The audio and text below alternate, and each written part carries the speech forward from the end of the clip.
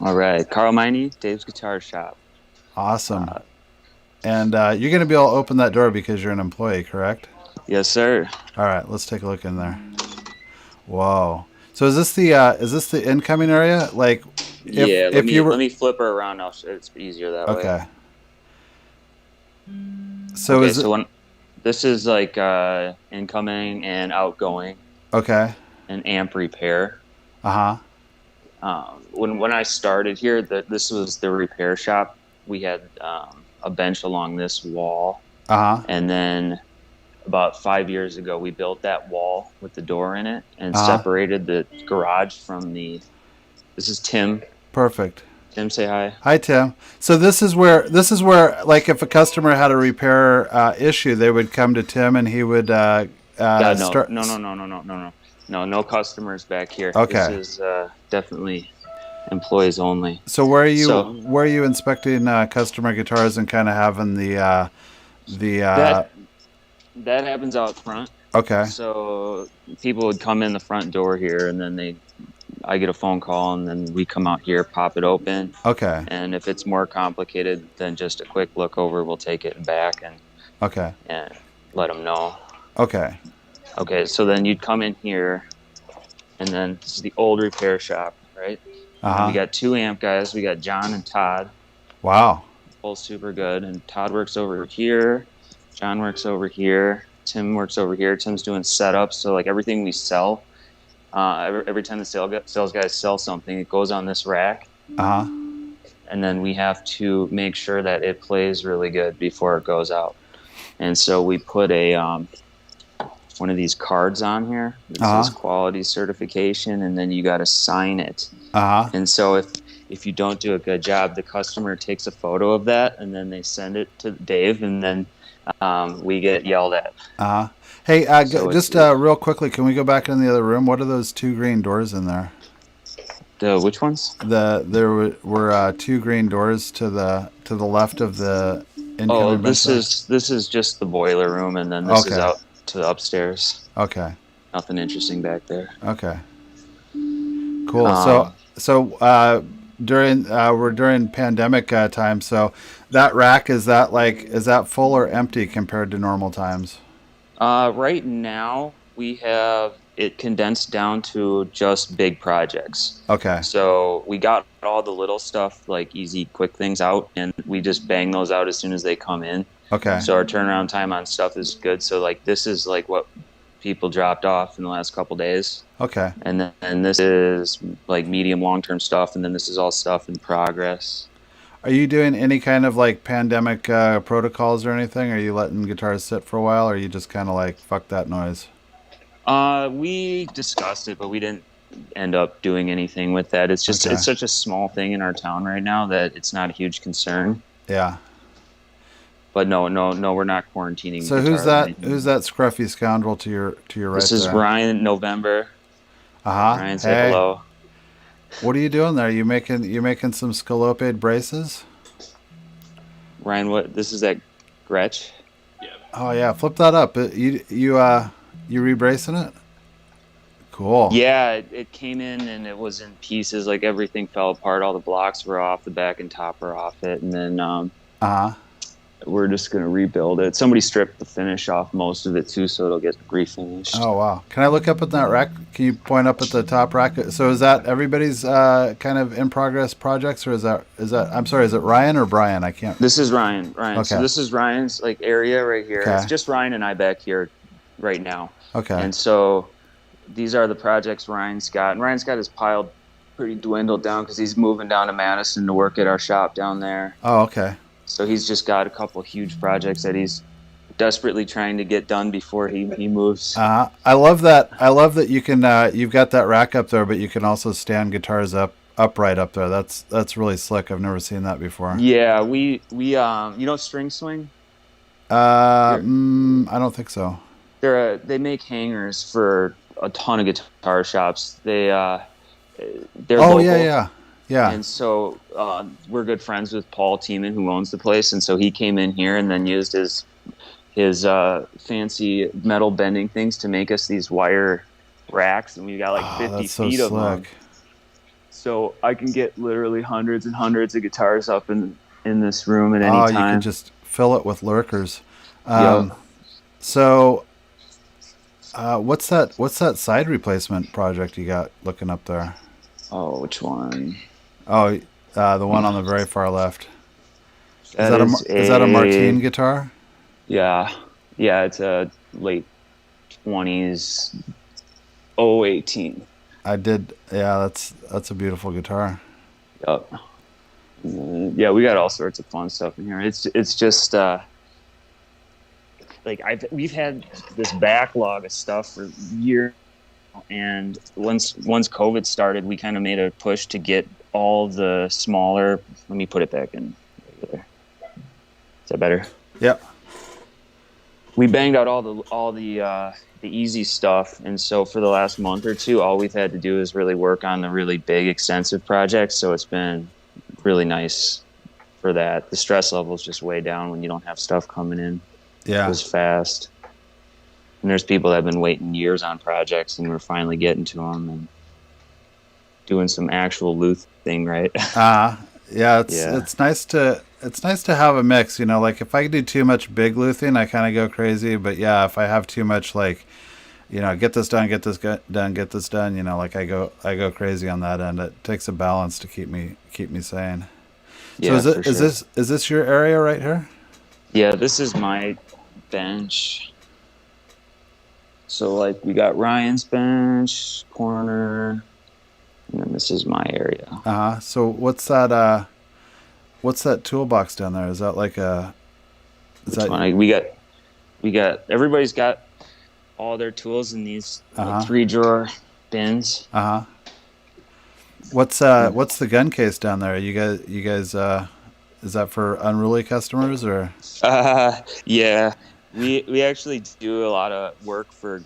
There's a gun shop in town, and one of the guys that used to work here is now a gun tech over there. So we get a lot of gun projects and like refinishing stocks and making handles and whatnot. I just did a stock repair for a guy that he had an accidental discharge in the shop, and a bullet went through like this vintage stock, and I did some touch up on it. He was like, it's never happened. It was like a customer. He handed the customer over to the weapon over to the customer, and he like loaded it while he had his back turned, and then was just an idiot with it. But so let's do like a little.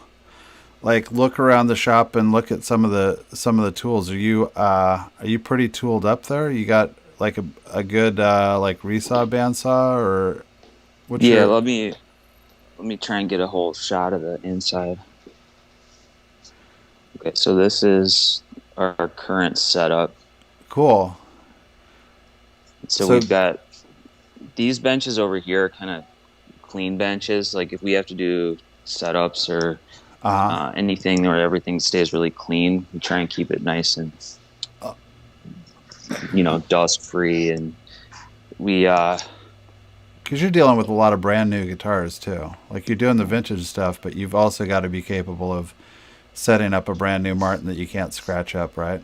Oh, exactly. Yeah. So a lot of most of the setup stuff happens out here. And then if he gets too busy, if too much stuff's going out the door, then we'll have to go out there and grab guitars and just help them, because we got everything sells, and then we got to instantly get it out the door. Yeah. Before shipping comes and picks up. So what's on the? So you got kind of a tool island happening over there. Yes, sir. And so you got a belt disc, old Grizzly belt disc, grinder. Oh yeah, this is. All right, I'll start from this area. So like we got this new sander. It's a Laguna. Oh, that's and beautiful. It's okay. We got it, but I just don't use it. It spins too slowly, and I'm not used to it, so I don't use it. Okay. But some of the other guys do. But it's nice because it's got, you just pivot this upward. So we got a sideways disc grinder or a disc sander, and then this one that goes upright. And then for 99% of the things I'm ever using a sander for, this is the one I go to. That's the one, huh? Yeah, we've had it here the entire time I've been here. What's that? Is that a fret roller down there to the right? That is. That's our cool. old fret. That's our old one. We got one of those newer ones. I like that one a lot better. It's just easier to adjust. Yeah. Yeah. We got a grinder. We got Scroll saw. scroll saw. This is where most of like the heavy duty woodworking stuff happens. Big granite slabs. Surface plate. Oh, you got a shooting board too. Shooting board. We got a little bandsaw. Go over here. It's easier. Is that an old Delta? Yep. Or no, it's a rigid. Rigid. Yep. So I got the little blade on that one for doing smaller stuff, and then we got a bigger resaw one here. Oh man, that's nice. That's really nice. Is that 18-inch or? 14. 14. Yep. Oh, but it's got that long throat. That's pretty cool, man. Yeah, it's a nice bandsaw for sure. Oh shit! I just that lost was me. you. I hit the button. Oh, you did? Okay, we'll edit that out. My favorite part about it is it's got the let's see, where is it? It's got like a mountain bike brake in it. Oh wow! So it's got a disc brake in it. So when you want to stop it, you just hit that and it just stops the blade instantaneously. So you're not listening to it for like 15 minutes after you turn it off, or? Yeah, let me show you.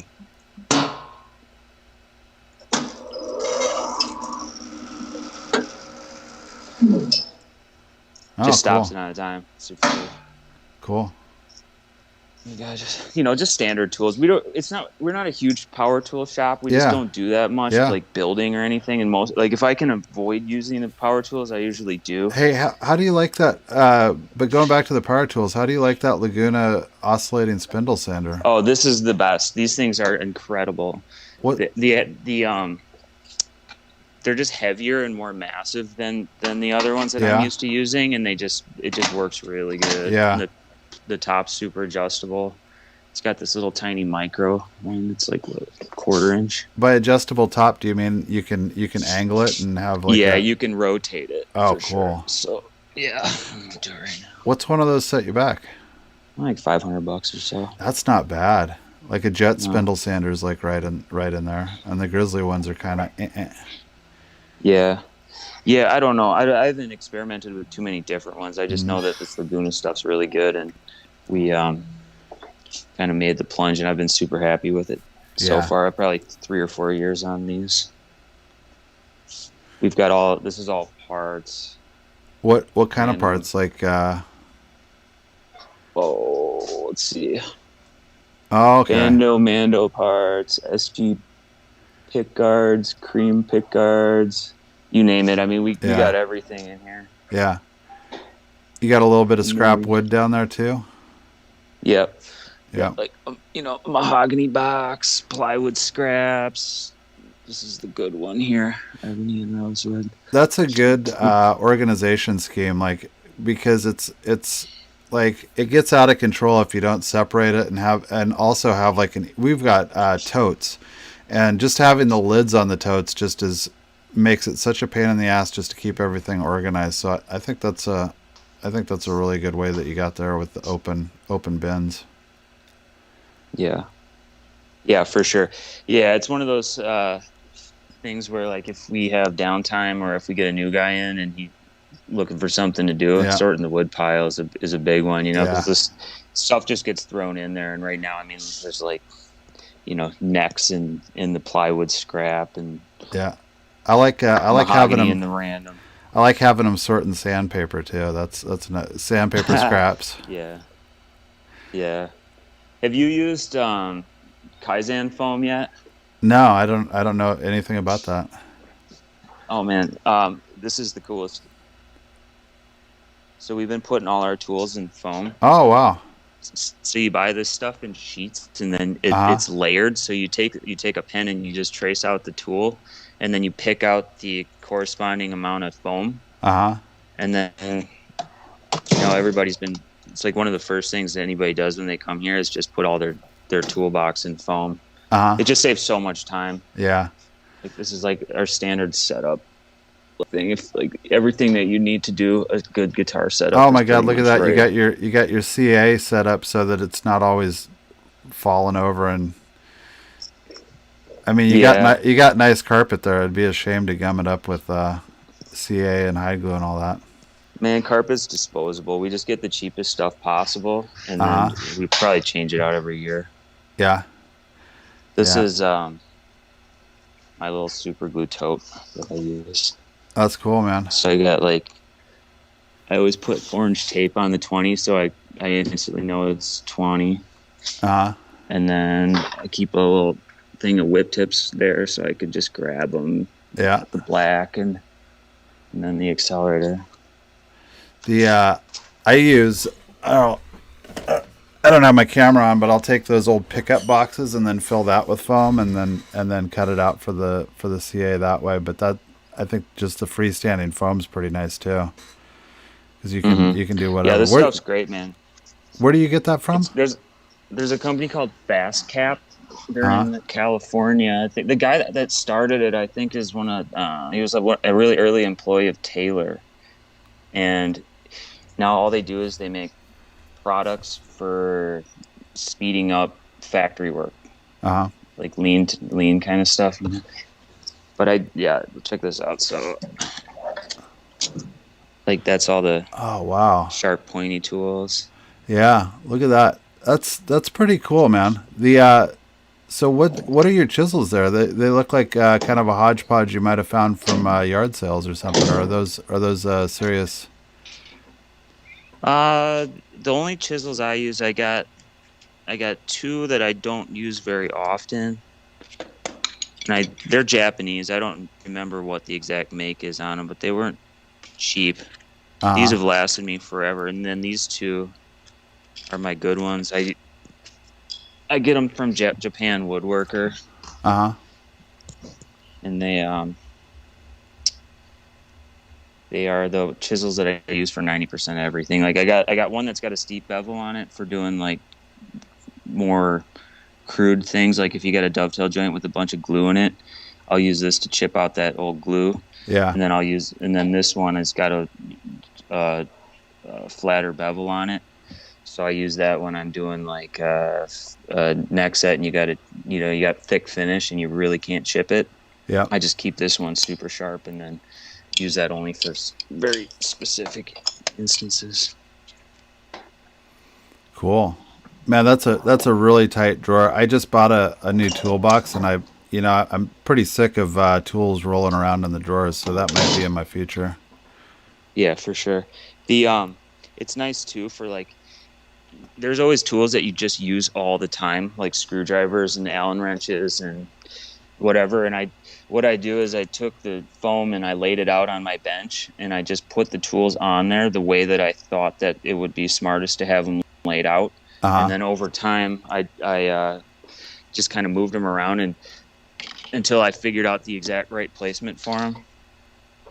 And so now I just know that like the most common tools that I'm going to use are these screwdrivers and then my calipers and I got a setup here for like if I ever have to grab like my clippers and my string winder, they're always right next to each other. Yeah. And so it's really efficient. Yeah. It just takes time to lay it out perfectly. Like you gotta really think about it, because the problem is that if you just start throwing tools in there, like you instantly realize that you either maximize all your space or you just have stuff laid out sloppy, or you put tools in there that you're just never going to use. Yeah. Like I put tools in there before that I just use once a year, and it's like taking up all this space in my toolbox. So you got to be smart about it. So you guys are pretty lean on the, speaking of lean, are pretty lean on the tool situation. Like it's not like you don't have like a big toolbox with a bunch of, like everything with red handles from Stu Mack in it. We try not to. I mean, we have it's a full-time job just trying to keep everything organized and efficient. Yeah. Like it's just so like we cleaned house really good about 3 years ago, and we realized that we had like 40 different sets of screwdrivers and 40 different saws, and we were reordering the same saw 3 times, and we had to do something about it. So now we got it set up so everybody's got their own set of tools, and nobody's sharing unless it's like a really expensive tool. Yeah. Like this is all the shared stuff down here. Like in here is like Yeah, flip me around there. Oh yeah. like sharpening devices, serial number stampers, Uh-huh. bridge calls, neck set stuff, Do you like that? brace Do you jigs. like that bridge glue setup with the adjustable wing depressors? Is that your These, main? yeah, I've been using them for a long time and I'm just used to them and they get the job done pretty good. I don't have any problem with them. Cool. I try and get bridges down so that you're not pressing stuff too hard. Yeah. Like you just fit the bottom so it fits. Ooh, let's keep going on those drawers though. I want to see more of those shared tools. This is just all the general fret stuff, nippers. Just it's all normal stuff. There's nothing super fancy. Are you Yeah. a crowning file guy or are you a triangle file guy? It depends. If I have to take a bunch off, I'll use the triangle file, and if I have to just take a little bit, like if it's a brand new fret job and you're just kissing them for the first time, I'll just hit them with the round file. But if it's an old guitar with big frets and I really got to grind them down, I can't get the right roundness with a straight round file. Yeah.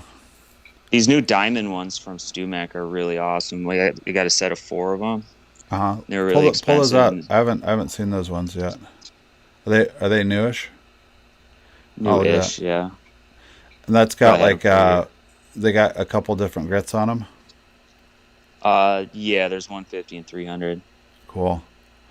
You know, my diamond fret files from the 90s, and you know, I almost think like on the new diamond files you'd be good like chucking it up in a sawzall and putting like a bunch of fret wire on your bench and just fucking really wearing them out, because those diamond files seem to really require a lot of aging to work really well.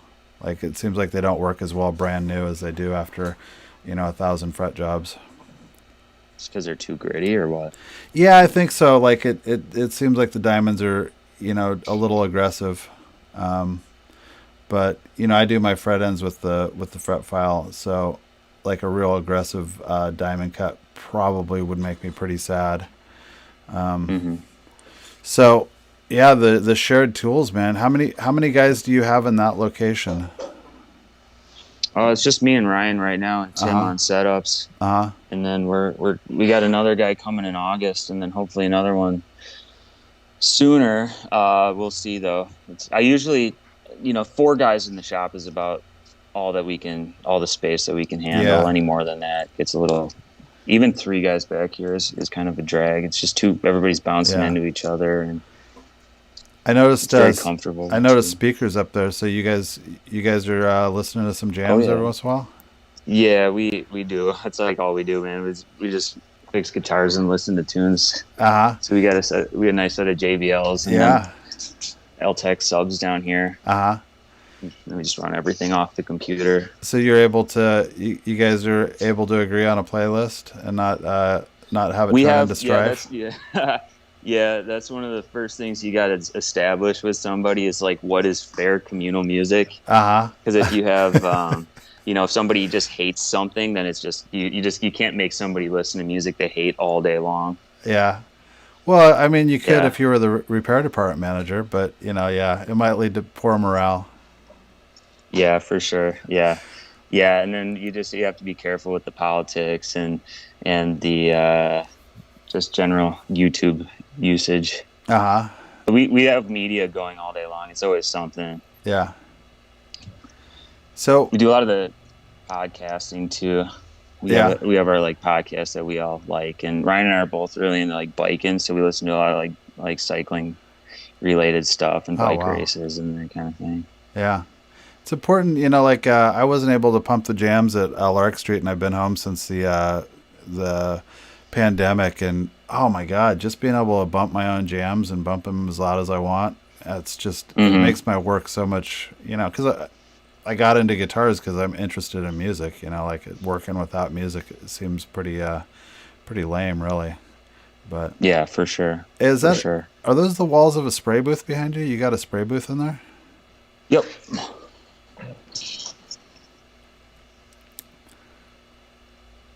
Yeah, this massive unit is a spray booth. Uh huh. Oh wow. What's that? You got a cyclone dust collector back there? You wheel that in when you're doing stuff, and that's Man, this thing is awesome, but I cannot. I change the shop around a lot. We constantly pull benches apart and uh just huh. move stuff around like regularly. And have you ever tried setting up a dust collector and seeing like the engineering involved in getting the airflow right and the right pressure and all that? It's Like t- I cannot decide on where everything's going yet. yeah, it's a big deal, and I talked to a friend of mine about it pretty extensively, and just to like have like general vacuuming is not a big deal. Like you can keep the shop fairly clean, but that dust that'll kill you. Like it's pretty hard to do it without a lot of thought involved in it. It seems like I Oh, noticed for sure. you got the air cleaner up on the Yeah, ceiling. you notice that? Yeah, that's probably that's probably doing a lot, I would think. But yeah, the one thing I noticed, like Dan's shop, he's got like those Festool shop vacs that are like super HEPA, and that's probably more than rigging up, some kind of really crazy ducted dust collection. Just having HEPA filters on your shop vacs and just being real religious about getting all the dust up, and then having your air cleaner in the rafters is probably as good as it's going to get, I would think. Because Yeah, for sure. For I sure. I mean, mean, even for those little tools that you have there, I mean, you need a lot of dust collector to pull those small particles out. yeah, So definitely. Yeah, I'm probably overthinking it. I just have this grand scheme where I want like a main pipe coming up out, and then each bench is going to yeah, have its own, like vacuum hose coming down, and yeah, then be able to use the blast gates to change that between that and the big bandsaw and everything. And yeah. one of these days, it'll be a winter project setting that thing up, But getting it you running.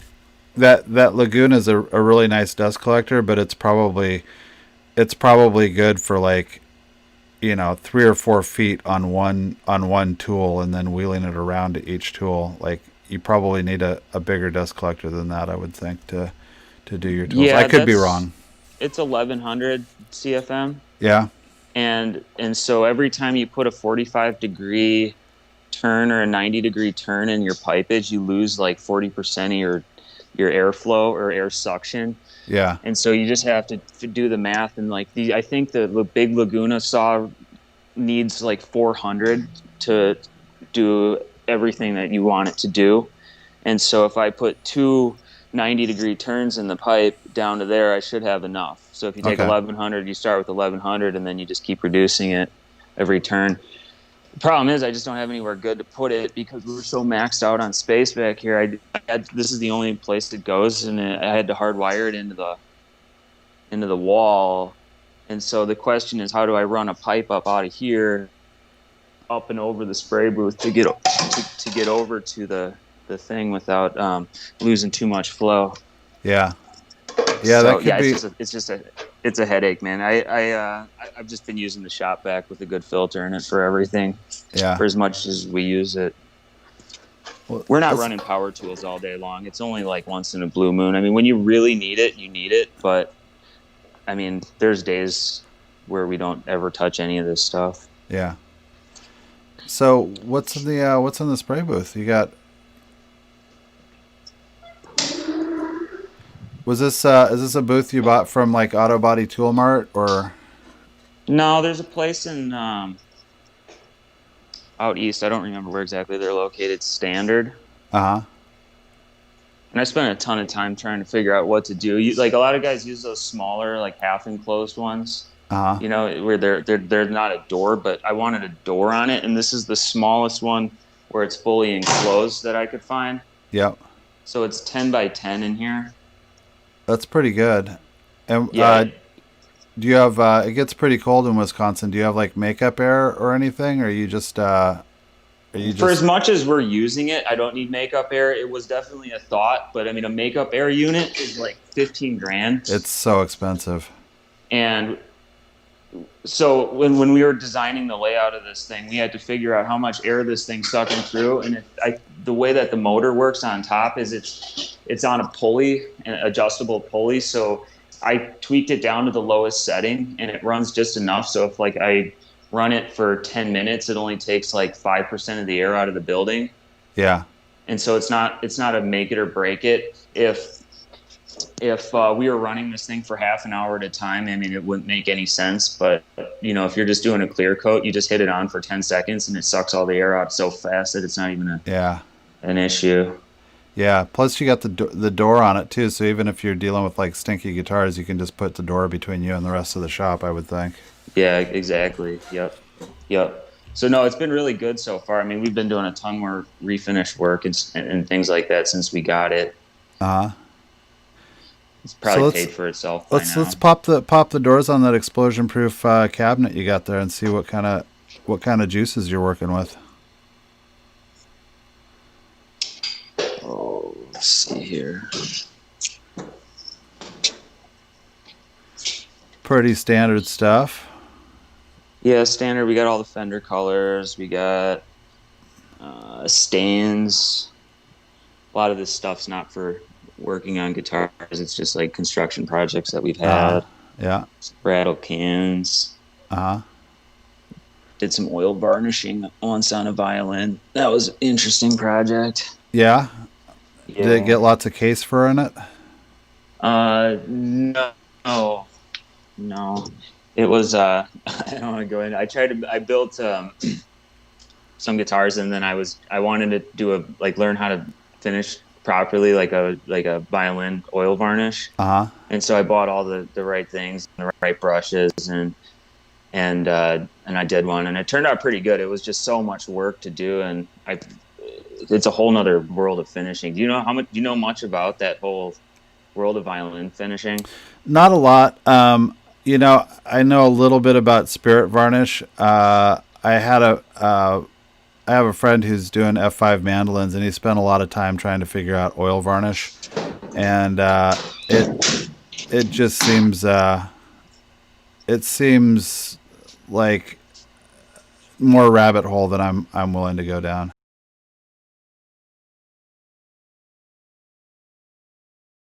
So all right, so like we got a table in here where we do, like, if we're gonna strip a guitar or do any sort of thing where there's a lot of heavy chemicals involved, we'll do it here.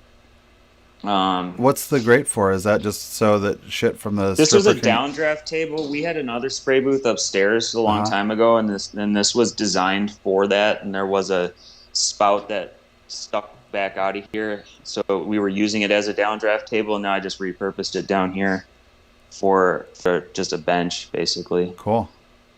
And just it's all the standard stuff. I don't get too crazy. I got all the colors. So that you're they make. So you're doing cardinal lacquer, right? Yeah, I use Cardinal. What's your airbrush over there? That is what are they, Grex? Oh yeah. Yeah, Dan likes those quite a bit. You like that? Yeah, I've had really good luck with it so far. I was using cheap ones before, and this is the first really nice one I got, and it makes a world of difference. Yeah, I was buying the cheap the Masters off of Amazon, and I just had a rash of like two in a row. They're like $30 or $40, so I was just kind of treating them as disposable, and I just had a couple that were just so bad right out of the package that I think I need to up my my airbrush game. Mm-hmm. I think they're like $200 or so. I got like one of the mid-range ones, and I don't use it a ton. There's just not that many things that I find that I need to use it for. Mm-hmm. But every now and then, when you have to do just a little bit of misting on something, it's really awesome. Yeah, for sure. And then I got 2 spray guns that I use. So these guys. Is that like it looks like a pretty nice one. What cool. Yeah, I got one Vulbus, yeah. Yeah, we got one that we use for color and one that's just clear. Uh-huh. We got one of these big ones for doing like heavy clear coating. Mm. So you got a little bit of filtration on your air. Where's your compressor living? Is that on the outside of the booth? The compressor is downstairs. Oh, cool. So we Yeah. ran a pipe. We ran a pipe all the way from downstairs. So Oh my God. everybody's got air at their bench. Oh, that's awesome. And then Yeah, you're not it's pretty hearing the nice. compressor kicking on. Nothing gets No, me it hotter like when I'm in the middle of a touch up and my little pancake compressor goes off and scares the shit out of me. hmm Fuck it. yeah. Here, I'll turn it on. You can hear how loud this thing is. Oh, look at that wall suck in. Like it's hard to push the door closed. I don't know if you can see that air coming Yeah, through right now, yeah, but it's yeah, like yeah. it shoots the door open. I know. So let's look at Okay. a project. Yeah. Okay. So this is the one that I thought of you, and I remember you telling me when I first met you at the Northwoods seminar. I remember you telling me about the guy that does Scoopies, Uh huh. and he did, and that you showed me a picture of that Les Paul that had the I don't know, was it Bigsby holes that he did the Scoopy on, and then pressed in the flame maple over the Yeah. holes, and then showed me a picture. I couldn't from the picture I couldn't see it. You remember what I'm talking about? Yeah. Yeah. Yeah, I and wonder if I so still got that picture around. yeah, see, it was so good that I couldn't even tell if it was a thing, and or like I couldn't see any evidence of it, and so Uh it made huh. me skeptical as to whether it was actually a repair or not. Uh huh. You know what I mean? But I mean, I believe you. It's just, have you ever heard the idea that, instead of doing like Instagram marketing and paying somebody to advertise for you, all you have to do is reinvest in a guitar, and then you just break the guitar and then Uh huh. reverse the repair, the before and after photos. Uh huh. I You think know what I that I mean? think that would work great. I It was one I of those have situations. that's an expensive way to get likes, but the yeah, no, well, I mean, uh passed now, and so I don't want to, not necessarily speak ill of the dead, but his repair work was it was really interesting, and I don't know why, but for some reason I could see it like almost immediately, and it sounds like a little self-aggrandizing to say, but like he's been in the game for ages. And when I said there's Scoopies right there, he refused to believe it, and it took me an hour to convince him that they were there. And then after that hour, I was like, "Oh yeah, and there's two more there because there's always four holes with the Bigsby." And then he flipped out again. He was like, "There's no way they're there." And so And you think the whole, sorry, I go ahead. uh, and so I was really confused about why I could see them and other people couldn't see them. And then recently, I for reasons that are I'm going to keep private, I was trying to figure out some sleight of hand card tricks just because I get bored and I'm always interested in stuff. And I noticed something about sleight of hand that I think plays into like touch up and why people don't do it. Whenever you see a magic trick, almost immediately your first instinct on how it's done is probably correct, and then your brain thinks about how sad it would be for somebody to spend the amount of time it took to have that one little trick under their belt, and your brain is more comfortable with the idea that there is something magical happening than something deeply deeply sad happening. So I think that's what I came to with those touch ups on some of those Les Pauls, which is people just were not able to think that somebody would have spent that amount of time on a touch up repair. Does that Yeah. make any sense? Oh, for sure, for sure. And do you think the entire finish on the top came off, or do you think that he just touched up in the yellow?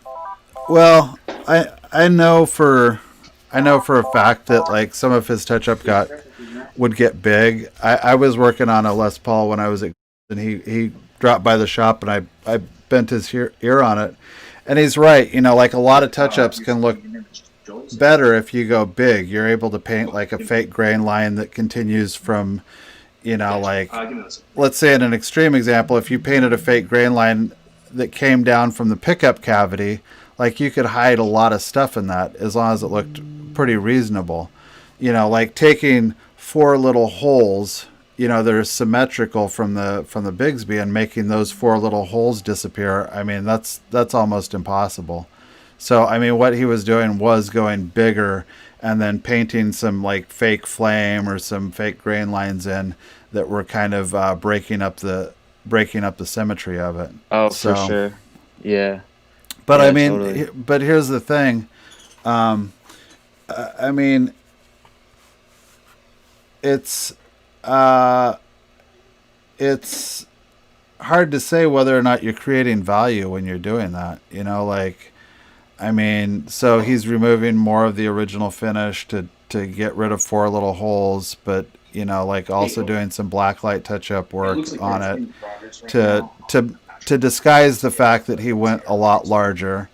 So like it was really, like once that stuff gets found out, like honestly, like a lot of what was going on was for the purposes of fraud. Like guys had guitars with Bigsby holes, and they wanted to sell them as though they didn't have Bigsby holes, and so they would have this work done, and then it would go out into the world. It works right up until the time the guitar comes into a shop where somebody really knows what they're looking at, and they're not just putting it under the black light and going, "Oh, black light's right." Like that guitar that I was talking about had a lot of blacklight touch up on it, and it looked pretty good. Unfortunately, and this is interesting, the new LED blacklights, like they completely demolish any of the blacklight touch up that was done under fluorescent blacklights. Like it just sticks out like a sore thumb under those LED blacklights. So I was talking to somebody about that, and they said, "Oh yeah, I've got a blacklight that will actually change frequencies. He's got a dial on it, and it'll just kind of like do this sweep of the blacklight frequencies and a lot of stuff. If somebody's doing blacklight touch up, it'll show off." Yeah, man. So, yeah, it seems like a hard way to go, for, I know Les Pauls are valuable or whatever, but, it seems like a hard way to go to make a guitar that has Bigsby holes, whatever appreciation you would have over a guitar that doesn't have Bigsby holes, So I know he was getting a lot of money to do that work. Mm-hmm. But I don't know at the end of the day if it created value, because I mean it was slick work. It was undoubtedly the best work I've ever seen, and it still wasn't invisible.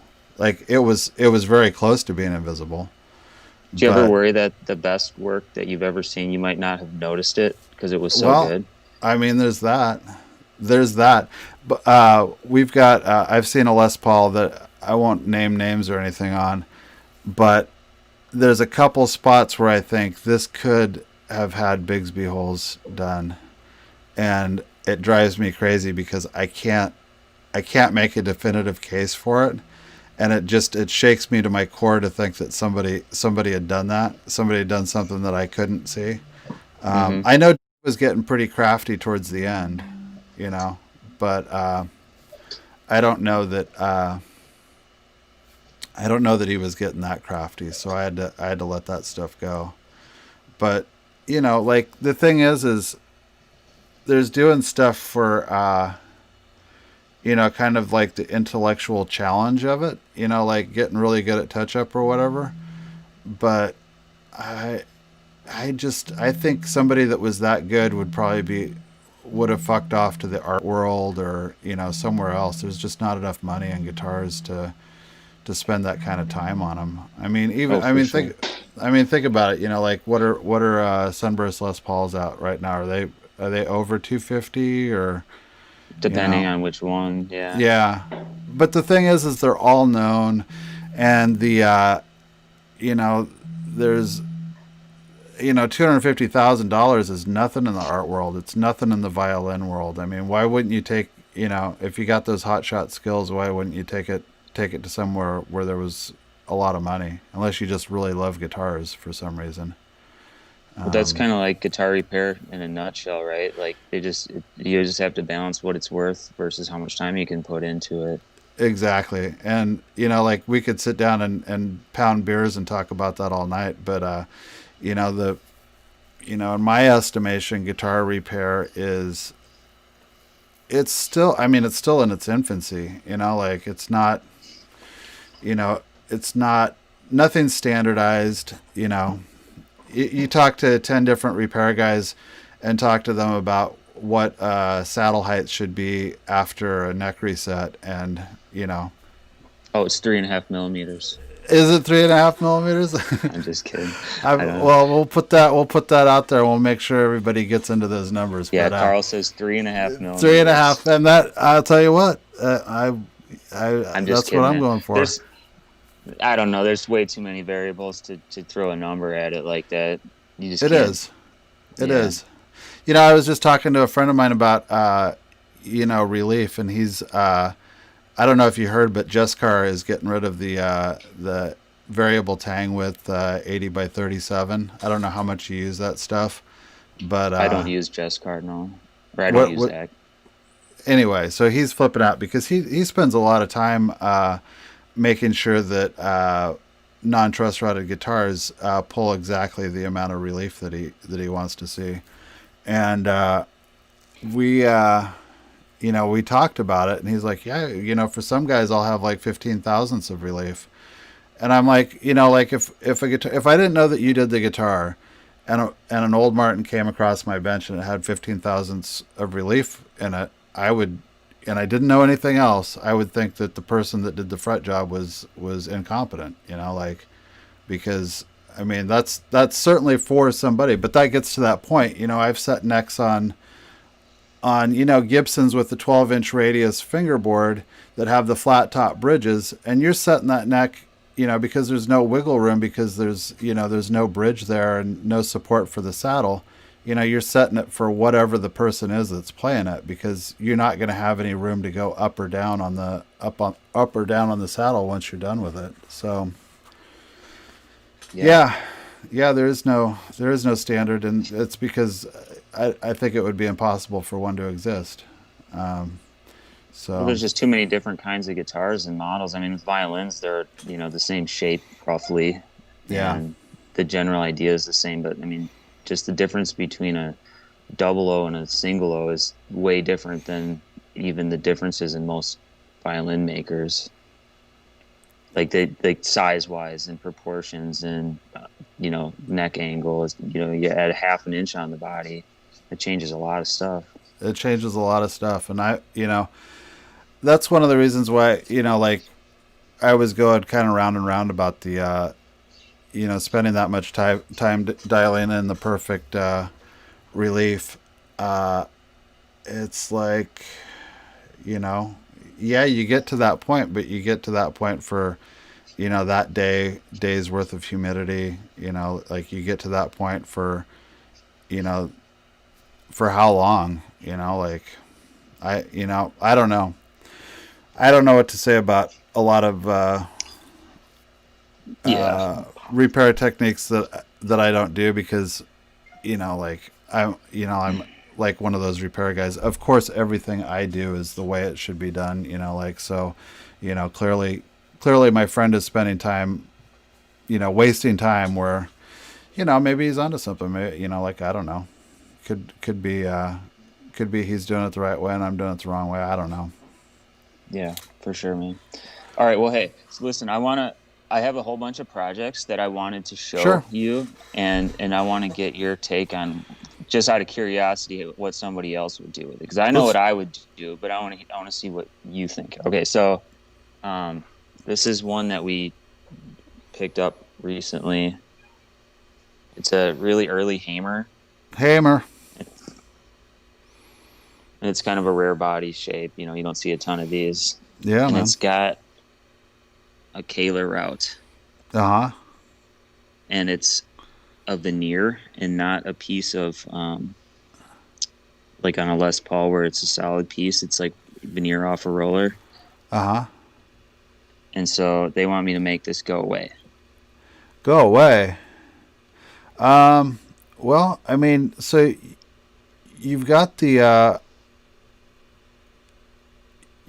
benefit of having so are the studs are those are the original placements for the stud That's the original stud tailpiece. tailpiece. Yep. And so that hole's new. That hole's new. These outside ones with the bevel, those are, I believe, the original post holes, and then these up front. Well, I mean, you could because it's such a thin veneer. I mean, you could try doing an extreme scoopy. I mean, what I'd do is I'd fill all that with mahogany.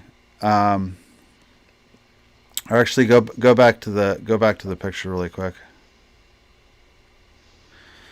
I'd fill all of that with mahogany, and then I'd taper those. I'd taper those edges out, like feather the edges around the route out in that maple veneer. Mm-hmm. And then what you could do is you could take another piece of maple veneer, and then I would take something with like a hard like rubber sanding block kind of rubber, something that will like if you put it under a lot of pressure would conform to it, but it requires a lot of pressure to make it conform. So like rubber sanding block consistency rubber over that entire area, and then put your veneer in there, and then squish it into place, and then sand it flat, and then touch it up. But the I think how would you deal with Matt? All right, so like veneer, right? Like you'd have to, would you? And it's right on the book match, right? So you got the center line going through it. So you'd have to find a piece and then have the grain roughly match. So you'd have to find figured maple veneer, and then you'd have to get it so it's the right wavelength of figure. Yeah. And then you'd have to press it in. And you know how like if you drop it in an extra, quarter mil, it's like the wave is in a different place. And so the wave doesn't match up. The thing is I would probably paint that. I would paint the flame in. Like I would extend it over. You can do it and have it be fairly convincing. Like it, the good news is the tailpiece is going to obscure the touch Some up. of it, yeah. But I'll tell you what. I mean, that's a job that's got a lot of heartbreak built into it, because it's probably not. I mean, like I would never tell anybody I could make that go away, for one thing. I mean, I could make it look as good as possible, and it would definitely not stick out like a sore thumb.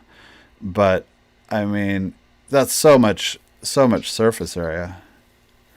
I mean, like the other thing too is, like getting back to like some of those repair techniques that we were talking about on the Les Paul. Like that would be the perfect example of where you could go big on that, because the original finish isn't super precious. Like what's the kind of the value of that guitar? Couple grand probably. Couple grand. Yeah, it's not super precious, but you could go pretty big, and then you could paint like some, you could paint some real heavy flames in there. You could paint like, you could even put in like paint a knot, or not necessarily a knot, but you could paint in like some kind of defect or something that would just kind of hide that cross grain stuff. It's mostly the cross grain stuff that you gotta worry about. Like any time it's going, you've got the grain going this way and your line goes that way, and it's making a cross. Like that's where it really like pops out and hits the eye. But but yeah, I would definitely not tell anybody I could make that disappear. Yeah, I would never do that. You just say I'll do what I can. Yeah. Let's see what else here. 1 second.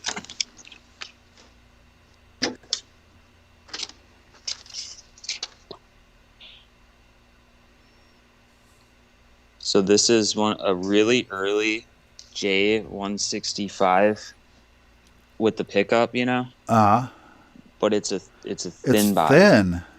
Wow. And it's original, man. Like the everything in there is straight. Like you can see the lining hasn't been messed with, so it's not like somebody cut it down. Like this is like one of the original early ones. So it's a and they so just it's a tried T. one thin. Yeah, we've never seen anything like it. It's super weird. But somebody had these giant pickups all over it and pulled off the top layer of the veneer, and so it's down to the second layer, right? And so the only thing I could think to do with it is to pull that top layer off and re-veneer the first layer.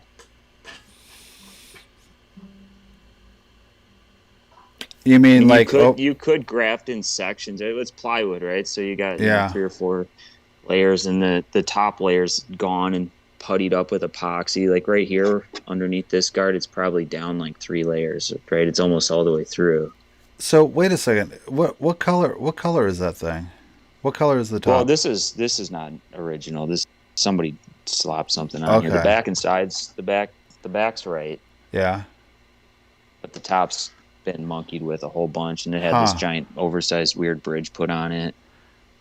But it's a cool enough guitar where it just warrants like the attention, you know. So yeah, I mean, So you're thinking re-veneer, but I mean that would include taking the binding off, don't you think? Oh shit! Sorry, that was my bad. That's all right. Hold on. Hit the wrong button.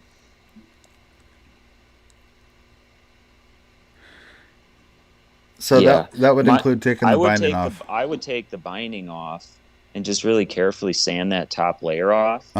And then the rosette's going to be the hardest part to deal with, right? Because you have to like overlay that onto that. I'd maybe think about pulling the rosette, and then you could do that too. It's been monkeyed with. You see how it's kind of like I don't know if my phone's. See how it's kind of like a yellow color there? Like that's putty. Somebody puttied that up. Huh. What's the neck look like? So what would the original bridge have been like? It wasn't whatever that crazy mustache situation was, right?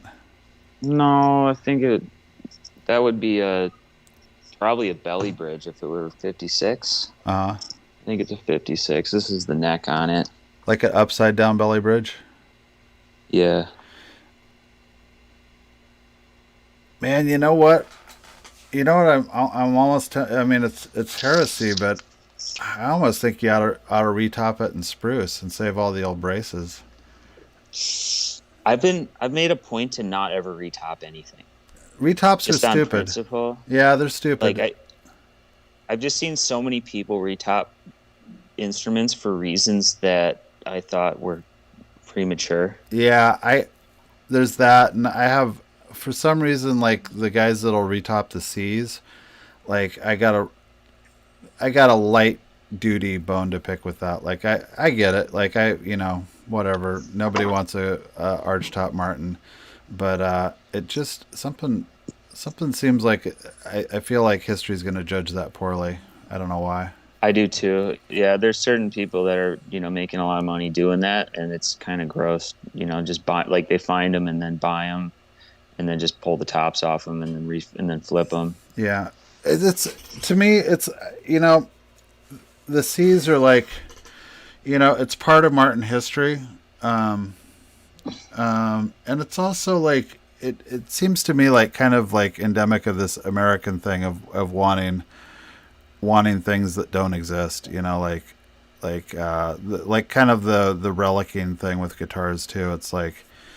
Instead of owning a guitar and playing the shit out of it, the solution is to fake beat it up, and like it's like it isn't what it says it is, So yeah, for sure. But retopping is just not even an option. I just won't do it. I mean, I could do it. It's just how many times like, I mean, you like you said, the guitar repair is in its infancy, and if people get better and better at this over the years, and they figure out ways to fix things that we couldn't before, I mean, it's totally undoable. Like, you Yeah. take the top off, that's it. How many people keep the original top in its damaged state with the guitar forever? And so if you can figure out a way to fix stuff, Yeah. and I don't know, the problem is just like here, look at this one. So this guy found this guitar at a Goodwill somewhere in rural Wisconsin.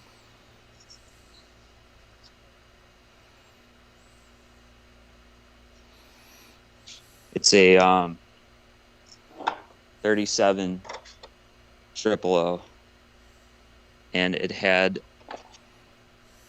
a new bridge on it.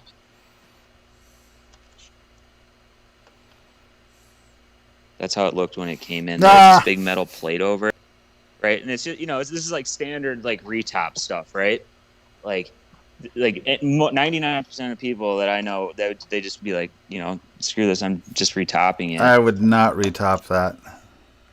But I told the customer, I was like, look, like, I could retop it, and then you're gonna have a refinished, retopped guitar that's gonna be worth $5,000, right? $10,000, I don't know, somewhere in there, and it's just not interesting. Like, is the X brace intact? The original X brace? Yeah, man. I would go into the woods on that. I would do that kind of that underside tapered patch like I've done on a few. I mean, it would be a big one. Yeah, for sure. Yeah, the problem is these holes, because they put this plate up through it, and so you got these holes. And so do you plug the holes individually, or do you just enlarge the size of the hole already and then just make it one big patch? I would probably do the holes individually. I don't think you'd want to go that much bigger on that. Or you could just do kind of like an oblong shape, so you kind of come over like this, and Yeah, that might be kind of nice. But my instinct would be to do the hole, plug the holes, and then do scoopies over the holes from the top to kind of get them to blend in. But yeah, man, it's a scary one. It's the guy got it for basically pennies, right? So he's got a budget to work with. Well, I'll give him pennies, because I think he's not a guitar player, so his idea is like, just get this thing up and sell it, and within that comes a higher budget for repairs. I don't know what you would, it's a nice guitar. Like that, the finish touch up on that top could turn out pretty good, because it looks like where they've sanded through it looks like it's got years of UV, at it. Yeah, you can see like where the plate was. That's a whole different color than the wood right next to it. Somebody took a paintbrush and varnished over the whole thing. Well, you got to. And so, I mean, it's already been monkeyed with. So I took the finish off just to see what the color difference was, and it's pretty extreme. I got a huge pile of spruce. I contacted, that guy that sells all the red spruce, sells it to like Collings and I forget, like Old World or Old something Standard. like that. Old Standard, yeah. I called him and I bought a whole ton of scraps to play with, so I can get the grain right and all that. Just like half tops, like stuff that they didn't have any use for. So I got like a 20-pound box of Adirondacks samples, and I've got one piece sorted out where the grain lines up just right, so I just gotta hold on. He's running the power source. How dare he work during your interview? I know, right?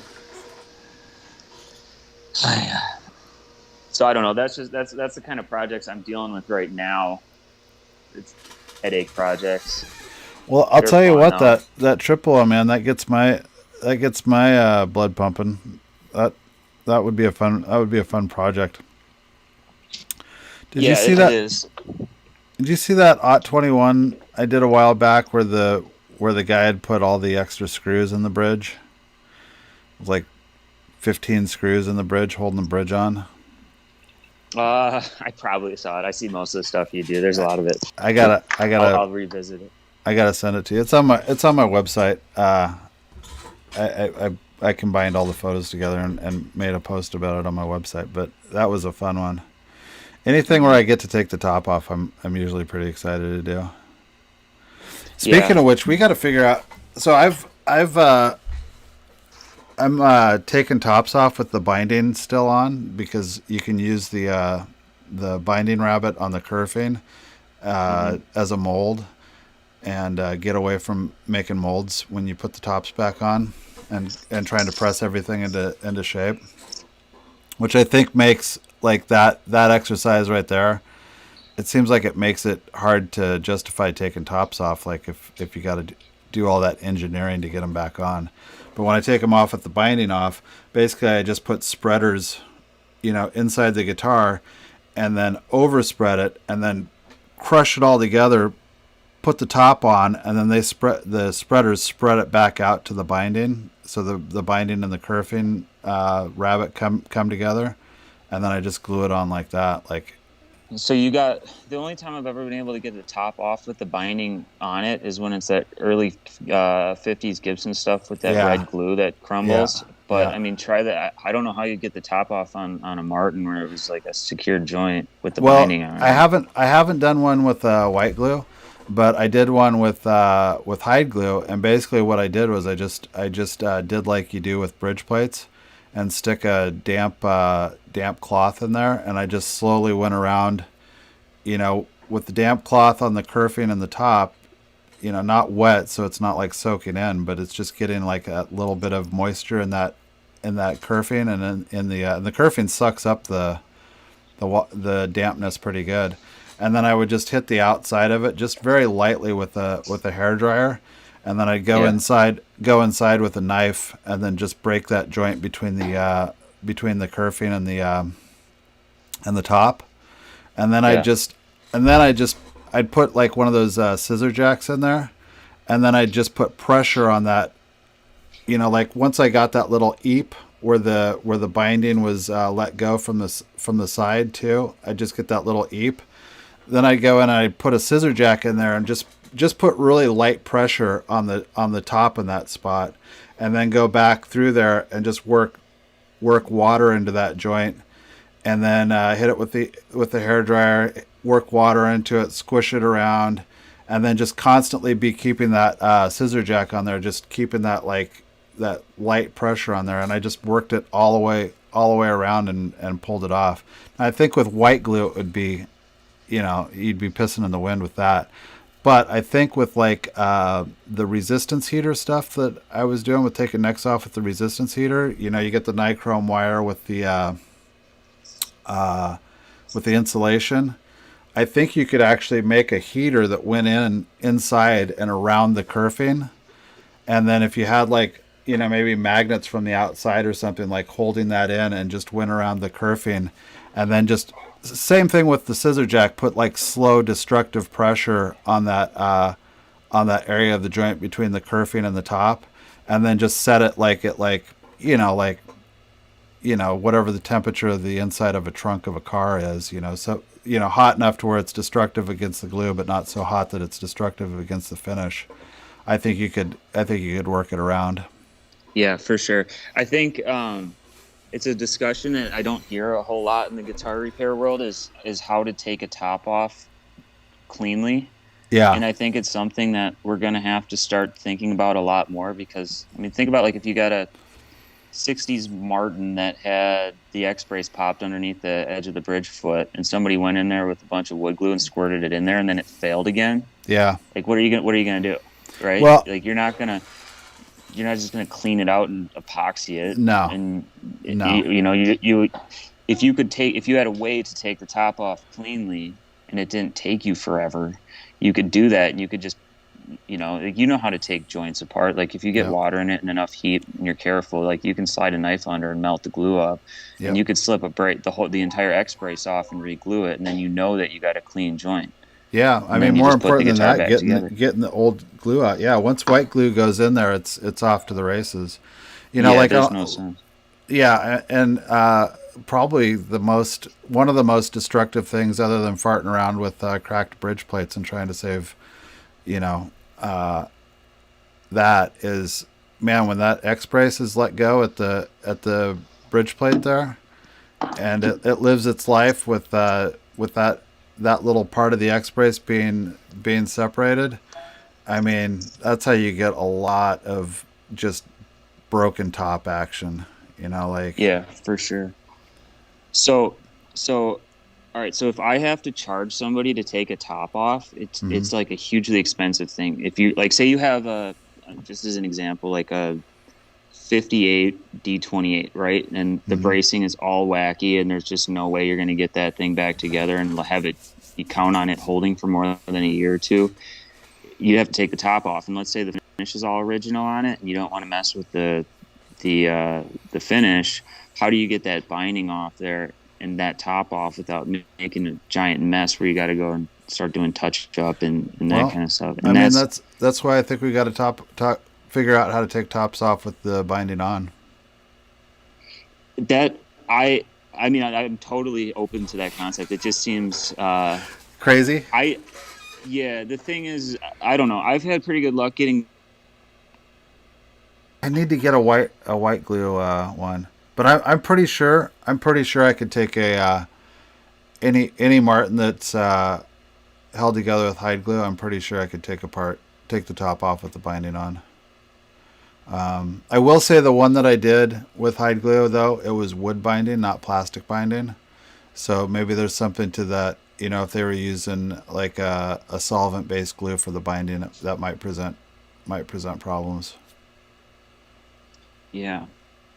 But Hmm. I gotta try it. Well, yeah, I've just been doing it super carefully where I take the binding off and then I just mark lines around the perimeter, Uh like huh. little, I like something like a little very fine pen and just make little careful lines and then just realign the dots. And then that way you don't have to screw around with having a mold or worrying about the side springing on you. You know what I'm talking about? Like if you like you went around the perimeter, like you took the binding off and then every inch you put a little line. That way all you have to do is connect those dots. And so when you go to put it back on, you glue the tail block and the neck block on, Uh and huh. just match those lines up, and then do that in one round, and then come back the next day and then do And then just one shove them side. in. So how are you putting the lines on? Are you putting tape on the top and on the No, so like in the binding channel where it's yeah? going to get covered up with Oh, binding, you okay. just take a pen and you like a very fine pen, and then you just make a line that goes straight into the curved lining, Uh huh. and then that way you just connect the dots. Cool. So you're just Yeah. shoving it into place. You just match the lines up, Mm-hmm. because it's spring. Sides always spring up on you a little bit in some way. But if you have connecting dots and you know that the perimeter didn't shrink any, they Uh sh- huh. they line back up when you're done. Cool. So how long, like just in taking a top off and putting it back on, and then getting the binding back on? I mean, how many hours is that you would have to bill for in that? It totally depends on how much, like if they put a ton of clamping pressure on the top or the back when they were gluing it onto the lining, that joint's going Mm-hmm. to be a lot stronger and a lot harder to get through cleanly. Because I mean, if you take off any wood from either side, you shorten the channel depth, Yeah.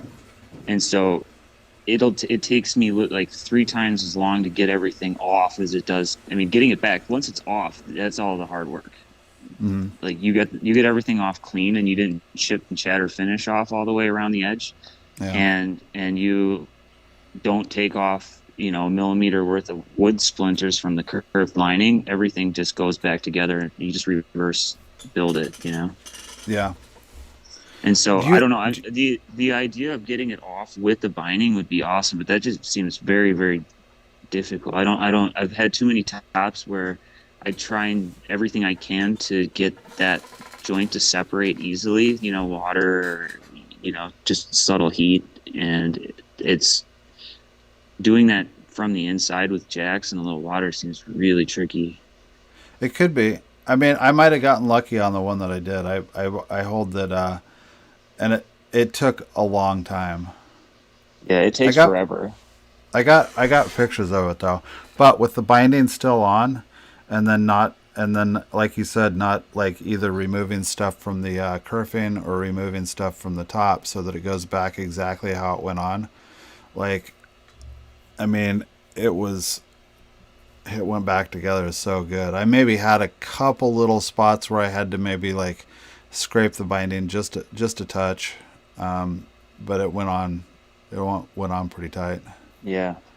One Yeah. I thing mean, too with taking tops off is you got to be really careful at the angle that the neck block goes back on at. You know, like just a little bit of that neck block being put in at, you know, just a little bit of a funky angle. oh, for Like sure. a lot of times that can really screw up, you know, make a lot of work for you in neck set when the Yeah, neck goes totally. back on. Yeah, I'm not saying I have the whole thing 100% dialed and I do it the perfect way, but I mean, how many old violins are there where the top hasn't been off half a dozen times, you know? It's Very just few. it's just part of the deal, and Yeah. unless we figure out how to do this efficiently, so you know, like if you have a $4,000 guitar, how do you do it so that how can you get that process down so you don't have to charge the customer $5,000 to do it?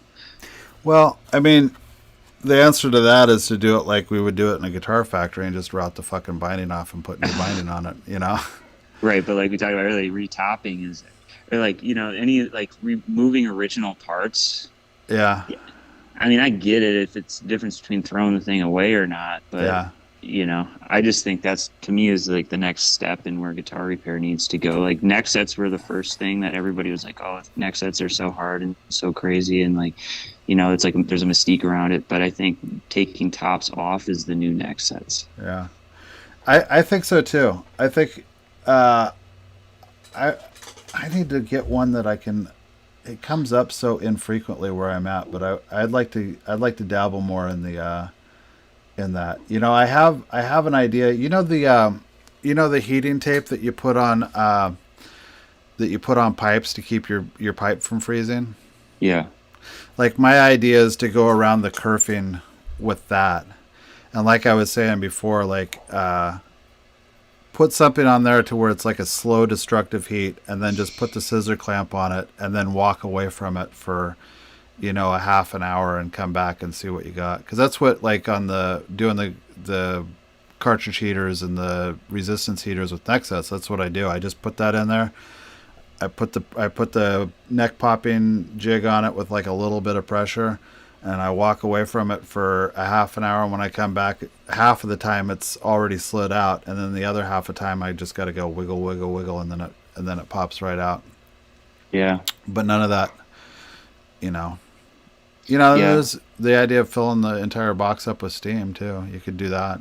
That would probably yeah. let a lot of that stuff go. Yeah, yeah. Un Unfortunately, guitars weren't made with the you know, the design to be taken apart. So, you know, if there were a way that was an efficient way to take it apart, then Yeah, people would start incorporating that into the original design. Like curved, just the fact that the lining is curved. I mean, you have all those jagged little points that want to chip off and fall off on you when you're sticking a knife yeah, underneath it. yeah, And if you just use solid lining, like if you just bend your lining instead of using curved lining, like that makes that process 1,000 times easier. yeah. It does. I gotta say, like when I take tops off, if the kerfing gets a little bit bitched up, I don't, you know, like I'll add little pieces back, but you know, if the top comes off and I haven't sent the knife through the the top through the finish, then I count that as a win. Like I'm okay with a little bit of kerfing biting the dust, but you know, yeah, Yeah, the cleaner the better. But I think that I want to get a white glue Martin to try that idea with the heat tape on the kerfing and scissor jacks and see if that could work. yeah, I want to try that. yeah. It's either learn how to take tops off efficiently or start a company where all you do is Gretsch rebinds. Oh my god. Do you So know how much money you'd make if you just did nothing but rebind Gretches all day long? well, if I could figure out how to get fast at it, maybe. Oh I my mean, God. How many of those have you done? I think I'm on my like sixth or seventh. You want to see how this one? I've had the color off the binding twice on this one now. Hold on, I'm gonna go grab it.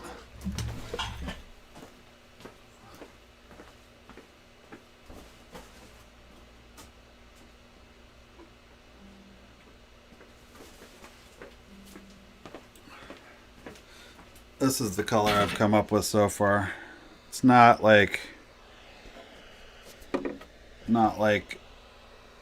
not super happy with it. I'm gonna go over it with a little bit of brown dye here pretty soon.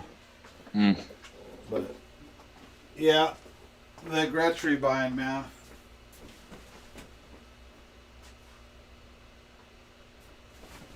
It's tough stuff. It's tough stuff. And you know what? I was not. It's the scrape out, man. The scrape out is what kills it. Oh, it just takes so long, and there's just so much. One little wrong move, and you go into the finish. Yeah. Well, I went into the finish on that one, and I've got some touch up techniques now for it. That it's because at the end of the day, it's a $5,000 guitar. I mean, that seems like a lot of money to some people, but you know, For that much work, though, I mean, dude, I don't. I've done a whole bunch of them, and I am definitely not ever in ahead of the game when I get paid for those.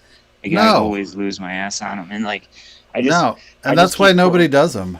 Yeah, yeah. It's just if you had a company where you like that's all, or like if your whole model for your business was just doing Gretsch rebinds and you had a Uh, really good process, like I know like who I well, saw this is somebody had some like they made molds, right, like for like a double cut, right, you have just a piece of wood and you just route the channel in it, so you pre-bend everything and fit it into that channel, so you're not trying to like keep binding up 4 times in each one of the cutaways. yeah. I mean, I hand fit just in the cutaway there, and then everything else is done. But on that one, I did all of the purfling as independent pieces. So they were. I went around it 3 times with black, white, black, and glued them in with gel CA. So the the day of having all that stuff gang together and bending it all together with the binding, like I'm not doing that. Like that seems like a hard way to go. But I mean, maybe somebody's got it figured out. So my next move is actually to use the that StuMac what is it, True Channel binding router, the thing with the has the carriage. That's the next step. I've got another one that I'm doing for a friend, and I'm gonna take the binding off of that, and actually have a real rabbit, like a real justified rabbit to actually bind to, rather than that taking off the Gretsch binding and then just using whatever bullshit rabbit they had back in the 50s. It seemed to be, I don't know how they routed those rabbits, but they're not square to any part of the guitar. I had a Gretsch. I did all this work on it, and I got done. Somebody had. All right, so you know how like on a Strat where the neck goes into the body, there's like a little shelf and it's square, and then on some of those more modern ones, they bevel it so it like they grind the heel off essentially, Mm. so it's a slope. I had somebody that had a Gretsch something orange one, Chet Atkins. I can't remember the exact model, but they took it. They took the heel to a sander and they sanded the entire heel off, so like the entire dovetail tail and the whole joint was exposed, right, and then they Yeah. just filled it up with putty and then spray painted it orange. And this guy wanted me to, or I had me rebuild the entire heel and put it all back together, and I spent all this time doing it, and I strung the guitar up, and I was just noodling around on it when I was done, like enjoying it, and like all my labor. And I played up to the 13th fret and was like super out of tune. And I was like, what the fuck's going on here? Like, and I couldn't figure it out because everything above the 12th fret was super, super sharp. Or no, was it flat? I can't remember. What happened was they like, how when you cut fret slots on a gang saw, or like a band saw Uh, where you just run it through, they jumped over the 13th fret and just so the spacing between the 12th and the 13th fret was the spacing between the 13th and the 14th fret, oh right? my god. So they just jumped a fret. So I did all this work on this thing, and then I didn't even think like, are these frets in the right, even sort of the right Well, location? yeah. I mean, I wouldn't blame you for that one, but Oh my god, that's guitar repair in a nutshell. Oh my Is god, getting yeah. ambushed on that shit, and then you, yeah, like it's your job to like not assume every, every little foible that can possibly happen out of a factory of a bunch of stoners in the '60s. Oh my god, here's a good one. So Brian got a call the other day from a customer, and they said, "Hey, can I bring a guitar in to get some strings put on it?" Uh huh. Ryan's like, "Yeah, sure, just show up." So where is that thing? They said, "Can you just throw strings on it or put strings on it?" And they showed up with this. Oh yeah. They wanted strings on it, and we're like, "Yeah, we could do that for you, no problem." The guy shows up. Well, I mean, technically, you could throw strings on it. You could throw them right on the top of it. Yeah, right. Just throw strings on it. Oh shit! Hey, I think I gotta go. Did we You get gotta it? go.